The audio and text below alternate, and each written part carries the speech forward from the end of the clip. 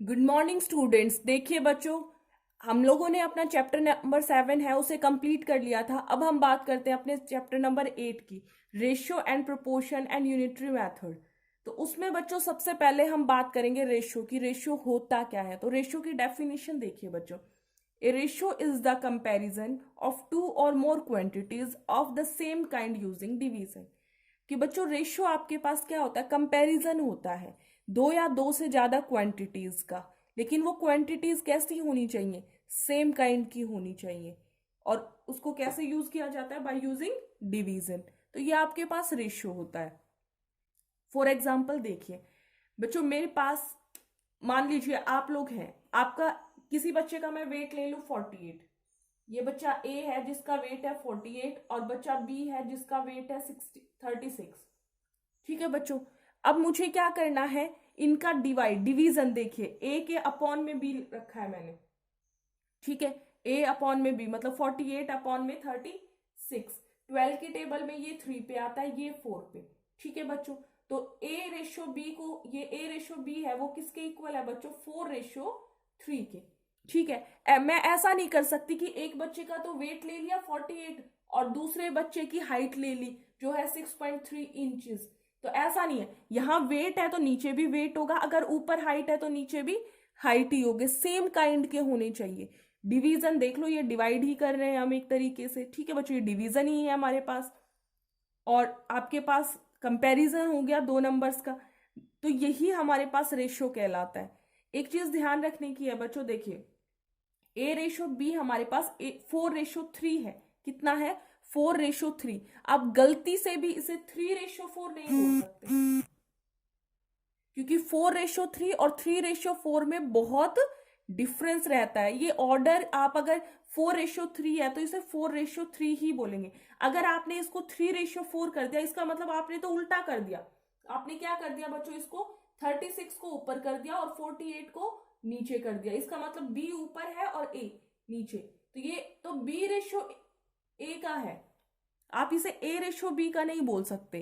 तो ये क्लियर हुआ कि ऑर्डर आपके पास क्या होना चाहिए बच्चों? सेम होना चाहिए।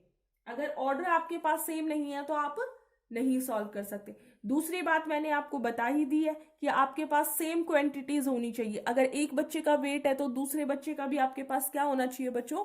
वेट ही होना चाहिए। इसके अलावा उसकी हाइट या कुछ नहीं। अगर हाइट ले रहे हो तो नीचे भी हाइट होनी चाहिए, अगर वेट ले रहे हो तो ऊपर भी वेट होना चाहिए। अगर एज ले रहे हो तो ऊपर एज है तो नीचे भी क्या होगा बच्चों? एज ही आपके पास होगा। क्लियर है बच्चों?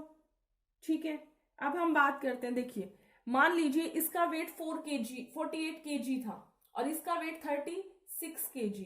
अब आप एक बात देखिए, जब हम डिवाइड कर रहे हैं तो केजी से केजी कैंसिल हो जाएगा, तो हम कभी भी रेशियो के पीछे यूनिट नहीं लगाते कोई भी। इसका मतलब वो 1 होता है, वहां पे कुछ भी ना तो केजी लगेगा अगर वेट है, या फिर हाइट है तो सेंटीमीटर मीटर या इंचेस कुछ नहीं लगेगा, क्योंकि वो कैंसिल हो जाते हैं ऊपर नीचे।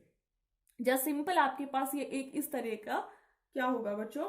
नंबर होगा। क्लियर है? यहाँ पे कोई भी किसी भी तरह की यूनिट नहीं होगी।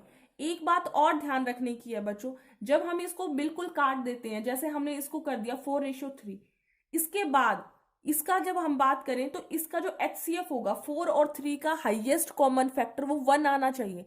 ऐसा नहीं है कि हमने इसको किससे काटा बच्चों? 3 से काट दिया, ये 12 पे और बच्चों ये आपके पास 16 पे। तो 12/16 रेशियो होगा नहीं, ये रेशियो नहीं हो सकता। रेशियो तो क्या होगा? ये और भी कटेगा, अभी कंप्लीट जब तक कट नहीं जाता तब तक नहीं कर सकते। ये 6 पे, ये 8 पे, ये 2 की टेबल में 3 पे, ये 4 पे। 3 रेशियो मान लीजिए 4 है, तो 3:4 है तभी जब इन दोनों का HCF 1 ही आएगा, तभी हम कहेंगे कि ये इसका रेशियो है। अदरवाइज हम इसको इसका रेशियो नहीं बता सकते हैं। ठीक है बच्चों, तो ये चीज आप लोगों को ध्यान रखने की है कि आपके पास ये क्या होगा। अब हम इससे रिलेटेड कुछ क्वेश्चंस हैं उनको डिस्कस कर लेते हैं बच्चों। क्वेश्चन नंबर फर्स्ट देखिए। जी बच्चों, अब देखिए क्वेश्चन फर्स्ट का फर्स्ट पार्ट 28:63। बच्चों आपको इसे सिंपलेस्ट फॉर्म में लिखना है, तो कैसे लिखोगे?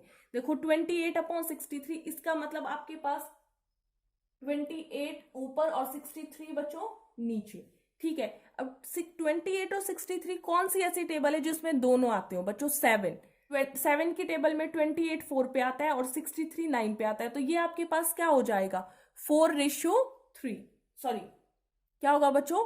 4:9। सिंपलेस्ट फॉर्म में तो आप इसको एज इट इज 4/9 भी लिख सकते हो। ये आपके पास आपका करेक्ट आंसर होगा। ये देखिए बच्चों 125 ग्राम रेशियो 1 kg। बच्चों ये ग्राम है, ये केजी है, तो ये पॉसिबल नहीं है। मैंने बताया था कि यूनिट सेम होनी चाहिए। ये ग्राम है तो ये भी ग्राम होगा। अगर ये केजी में है तो इसे केजी में कन्वर्ट करो। एक काम करना है, हम क्या करेंगे बच्चों, 1 kg को ग्राम में कन्वर्ट कर लेते हैं। 1 kg में कितना ग्राम होता है? 1000 ग्राम। 125 अपॉन में 1000। अब इसे बच्चों आप कैंसिल कर सकते हो। यहाँ पे देखिए ये 1 पे जाएगा और ये किस पे जाएगा बच्चों? 8 पे जाएगा। तो इसका जो आंसर होगा वो क्या होगा बच्चों? 1/8। तो क्वेश्चन नंबर फर्स्ट के सभी पार्ट आपको इसी तरीके से बच्चों सॉल्व करने हैं। याद रखना यूनिट सेम होगी और आपको सिंपलेस्ट फॉर्म में ही लिखना है। और साथ में आपको क्या करना है बच्चों, सभी क्वेश्चंस, एक बात ध्यान रखनी है बच्चों, आप लोगों को कोई क्वेश्चन जो होता है उसके कुछ पार्ट्स मैं सॉल्व करवाती हूँ, बचे हुए सभी पार्ट्स आपको सॉल्व करने होते हैं। कहने का मतलब अगर क्वेश्चन नंबर फर्स्ट में 10 पार्ट्स हैं तो 10 के 10 ही हमें सॉल्व करने हैं। उनमें से 2 3 4 मैं सॉल्व करवाती हूँ, बचे हुए को आपको सॉल्व करना है। ऐसा नहीं है कि जो मैंने ब्लैक बोर्ड पे करवा दिया वही क्वेश्चंस आपको बस फेयर नोटबुक में करने, आपको सभी क्वेश्चन करने हैं। अगर आपको किसी भी तरह का डाउट आता है तो आप मेरे से पूछ सकते हैं। ठीक है बच्चों, तो आज की वीडियो में यहीं तक था। आप अपने इसको कंप्लीट कीजिए, साथ में अपने बेसिक्स को, जो आज मैंने बेसिक्स करवाए इसके नोट्स तैयार कीजिए। तो आज की वीडियो के लिए थैंक यू।